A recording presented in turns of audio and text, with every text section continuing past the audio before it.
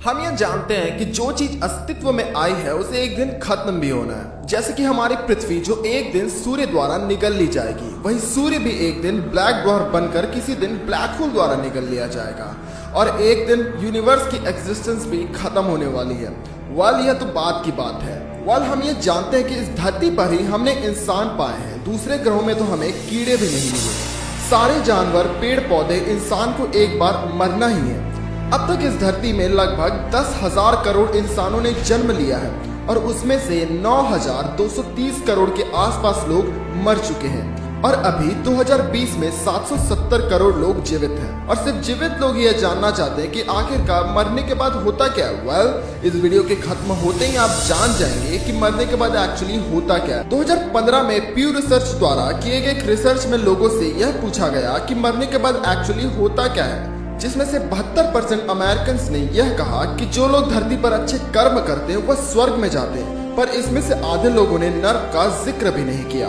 Doctors एक body को मृत घोषित तब करते हैं जब एक बॉडी का हार्ट रुक जाता है और ब्रेन की सारी इलेक्ट्रिकल एक्टिविटी बंद हो जाती है। जब तक ब्रेन में इलेक्ट्रिकल एक्टिविटी नहीं रुकेगी तब तक एक बॉडी को मृत घोषित नहीं किया जा सकता। सिर्फ हार्ट के रुकने से मृत्यु नहीं होती है। वेल, हम जानते हैं कि जब हार्ट रुकता है तो बॉडी में ब्लड फ्लो भी रुक जाता है। इसे कार्डियक डेथ कहा जाता है। हार्ट के रुकने के बाद ब्रेन को मरने में 7 मिनट का समय लगता है। अगर हार्ट रुकने के 7 मिनट के भीतर अगर किसी कारण से हार्ट फिर से धड़कने लगता है तो आप फिर से जीवित हो जाएंगे। इस दुनिया में कई ऐसे केसेस भी आए हैं जिनके दिल के रुकने के बाद भी वो फिर से कुछ मिनट बाद उनका दिल धड़कने लग गया और वो फिर से जीवित हो गए। उन्होंने जीवित होने के बाद यह बताया कि उनके हार्ट के रुकने के बाद भी वो सोच सकते थे, वो अपने आसपास हो रही चीजों को महसूस भी कर सकते थे। कुछ लोगों ने यह बताया कि वो अपने मन में यह देख सकते थे कि वो एक सफेद रोशनी की तरफ आगे बढ़ रहे हैं। वेल, अब सवाल है कि जो लोग नेचुरली मरते हैं तो वह मृत्यु से पहले कैसा फील करते हैं। तो एक रिसर्च में यह पाया गया कि मरने से पहले उस इंसान की बॉडी में एनर्जी बहुत कम होती है। इस कारण उस इंसान का बेड पर पड़े रहने का मन करता है। इसके बाद उस इंसान को चक्कर आने लगता है जिससे कि उस इंसान को सोने का मन करेगा। इसके बाद बॉडी को सांस लेने में थोड़ी थोड़ी तकलीफ होगी। इसके बाद बॉडी में ऑक्सीजन लेवल घटने लगेगा और कार्बन मोनोऑक्साइड की मात्रा बढ़ने लगेगी। इस समय न तो इंसान को भूख लगेगी और न ही प्यास, और बॉडी के ऑर्गन्स का काम स्लो होने लगेगा और उसकी धीरे धीरे मृत्यु होने लगेगी। मृत्यु के बाद उस इंसान की सोच 7 मिनट तक जीवित रहेगी। तो जो लोग नेचुरली मरते हैं उनके शरीर में यही प्रक्रिया होती है। मृत्यु के बाद भी उस इंसान की सोच 7 मिनट तक जीवित रहेगी। इस 7 मिनट में वह अपने आसपास की हो रही चीजों को देख सकेगा, अपने परिजनों को रोते बिखरते देख सकेगा, पर वह कुछ नहीं कर सकता।